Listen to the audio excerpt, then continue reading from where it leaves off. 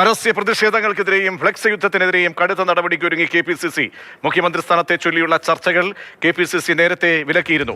പ്രതിഷേധമുയർന്ന പശ്ചാത്തലത്തിലാണ് നടപടികളിലേക്ക് നീങ്ങാൻ KPCC ആലോചിക്കുന്നത്. ഇത് സംബന്ധിച്ച സർക്കുലർ ഉടൻ പുറത്തിറങ്ങും. അമൽ തേരംപറമ്പിൽ ചേരുന്നുണ്ട്.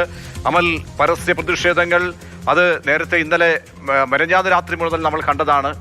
ഇന്നിപ്പോഴിതാ വീണ്ടും ഫേസ്ബുക്കിലൂടെ ആഹ്വാനം ചെയ്യുന്നു. അടുത്ത ഘട്ടം എന്ന രീതിയിൽ VD സതീഷിന് വേണ്ടിയൊക്കെയുള്ള പ്രകടനങ്ങൾ പ്ലാൻ ചെയ്തിരിക്കുന്ന ഒരു ഘട്ടത്തിൽ ഹൈക്കമാൻഡ് ഈ സംഭവങ്ങളെ എത്രത്തോളം ഗൗരവത്തോടുകൂടി കാണുന്നുണ്ട്? നടപടിക്ക് സാധ്യതയുണ്ടോ?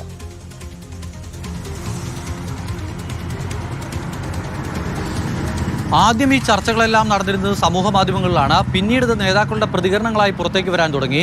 ഏറ്റവും ഒടുവിൽ ഫ്ലെക്സ് യുദ്ധങ്ങളിലേക്ക് കടന്നു. അതിനും അപ്പുറത്തേക്ക് ഹൈക്കമാൻഡിൻ്റെ 2 പ്രതിനിധികൾ കേരളത്തിലുള്ള സമയത്താണ് തെരുവോരങ്ങളിൽ പ്രകടനം നടക്കുന്നത്.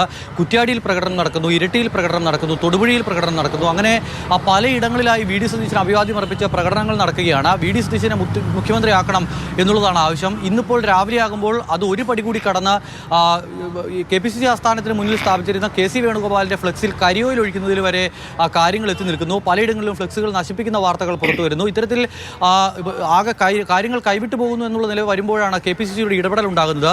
അല്പം സമയത്തിനകം തന്നെ ഒരു സർക്കുലർ പുറത്തിറങ്ങും. നേരത്തെ ഒരു സർക്കുലർ ഉണ്ടായിരുന്നു. പരസ്യ പ്രതികരണങ്ങൾ വിലക്കിക്കൊണ്ടുള്ള സർക്കുലർ ഇതിനോടകം തന്നെ വന്നതാണ്. അതിനും അപ്പുറത്തേക്ക് കാര്യങ്ങൾ പോകുമ്പോൾ കൂടുതൽ കടുപ്പിച്ചൊരു സർക്കുലർ വരുന്നു എന്നുള്ളതാണ് മനസ്സിലാക്കാനാവുന്നത്. ഇന്ന് രാവിലെ ഞാൻ സണ്ണി ജോസഫുമായി സംസാരിച്ചിരുന്നു. അപ്പോൾ മാതൃഭൂമി ന്യൂസിനോട് പ്രതികരിച്ചപ്പോൾ പറഞ്ഞത് ഇത്തരം സംഭവങ്ങൾ, ഈ പരസ്യ പ്രതിഷേധങ്ങളും അതോടൊപ്പം തന്നെ ഈ ഫ്ലെക്സ് യുദ്ധങ്ങളുമെല്ലാം വിഷമം ഉണ്ടാക്കുന്നുണ്ട്. ഇത്തരം കാര്യങ്ങൾ ചെയ്യാൻ പാടില്ല. ഇപ്പോൾ അതിൻ്റെ ഒരു സാഹചര്യമില്ല. അത് ഗൗരവത്തിൽ തന്നെ എടുക്കും. ഏതെങ്കിലും നേതാക്കൾ അതിൽ ഉൾപ്പെട്ടിട്ടുണ്ടോ എന്ന് പരിശോധിക്കും. പരിശോധിച്ച് ഉൾപ്പെട്ടിട്ടുണ്ടെങ്കിൽ കടുത്ത നടപടി ഉണ്ടാകും എന്നുള്ള തരത്തിലുള്ള പ്രതികരണമാണ് സണ്ണി ജോസഫ് ഇന്ന് രാവിലെ മാതൃഭൂമി ന്യൂസിനോട് നടത്തിയത്. അധ്യക്ഷൻ നടപടിയെടുത്തു. പ്രധാനപ്പെട്ട സ്ഥാനങ്ങളിലും തെരുവിലേക്ക് ഇറങ്ങിയ ആളുകൾക്കെതിരെ നടപടി വന്നു.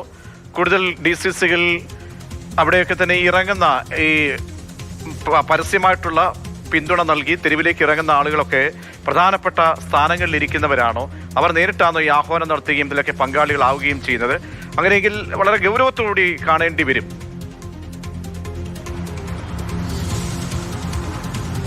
വളരെ ഗൗരവത്തോടു കൂടി കാണേണ്ടി വരും. കാരണം ഇത്തരത്തിലുള്ള പ്രതിഷേധങ്ങൾ ഉണ്ടാകുന്നത് പാർട്ടിക്ക് ഗുണകരമല്ല എന്നുള്ളത് തന്നെയാണ് പാർട്ടി നേതൃത്വം വിലയിരുത്തുന്നത്. മാത്രമല്ല, ഇത്തരത്തിൽ ആളുകൾ തെരുവിലിറങ്ങി സമ്മർദ്ദം ചെലുത്തി എന്തെങ്കിലും സ്ഥാനമാനങ്ങൾ ആർക്കെങ്കിലും നേടിക്കൊടുക്കാൻ പാർട്ടി അനുവദിക്കില്ല. അങ്ങനെ പാർട്ടിക്ക് മേലെ ആരും വളരേണ്ടതില്ല. പ്രതിഷേധത്തിലൂടെ പാർട്ടിയെ ഭയപ്പെടുത്തേണ്ടതില്ല എന്നുള്ളതാണ് സംസ്ഥാന നേതൃത്വത്തിൻ്റെയും ദേശീയ നേതൃത്വത്തിൻ്റെയും ഒരു പൊതുവികാരം. അതുകൊണ്ടാണ് ഒരു സർക്കുലറായി തന്നെ ഈ ദേശീയ നേതൃത്വത്തിൻ്റെ നിലപാടും സംസ്ഥാന നേതൃത്വത്തിൻ്റെ നിലപാടും പുറത്തേക്ക് ഇറങ്ങണമെന്ന് അവർ ആഗ്രഹിക്കുന്നത്.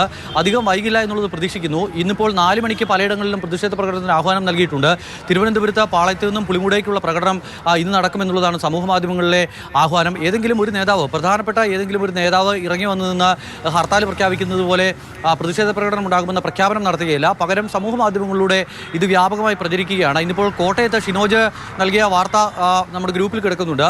ആ ഗ്രൂപ്പിൽ ഉള്ള വാർത്ത അനുസരിച്ചാണെങ്കിൽ കോട്ടയത്ത് ഇന്ന് 3 or 4 ഇടത്ത് ഒരേ സമയം പ്രതിഷേധ പ്രകടനത്തിന് ആഹ്വാനം നൽകിയിരിക്കുന്നു. അത്തരത്തിൽ സംസ്ഥാന വ്യാപകമായി VD സതീശന് അനുകൂലമായുള്ള പ്രകടനങ്ങൾ നടക്കുന്നു. ഇതിനെ നേതൃത്വം ഏത് തരത്തിൽ കാണുമെന്നുള്ളതാണ് ഏറ്റവും പ്രധാനപ്പെട്ട കാര്യം. DK ശിവകുമാറിന് അനുകൂലമായി കർണാടകയിലും സമാനമായി തന്നെയുള്ള പ്രതിഷേധങ്ങൾ ഉണ്ടായിരുന്നു. പക്ഷേ അന്ന് അത് ഹൈക്കമാൻഡ് മുഖവിലേക്ക് എടുത്തില്ല. പക്ഷേ കേരളത്തിൽ ഈ തെരഞ്ഞെടുപ്പിനെ നയിച്ച, മുന്നണിയെ മുന്നിൽ നിന്ന് നയിച്ച VD സതീശന് അനുകൂലമായി ഇത്രയ്ക്കധികം പ്രതിഷേധ പ്രകടനങ്ങൾ സംസ്ഥാനത്ത് ഉടനീളം ഉണ്ടാകുമ്പോൾ അതിനെ ഏത് തരത്തിൽ ഹൈക്കമാൻഡ് കാണും എന്നുള്ളത് കണ്ടറിയേണ്ടിയിരിക്കുന്നു.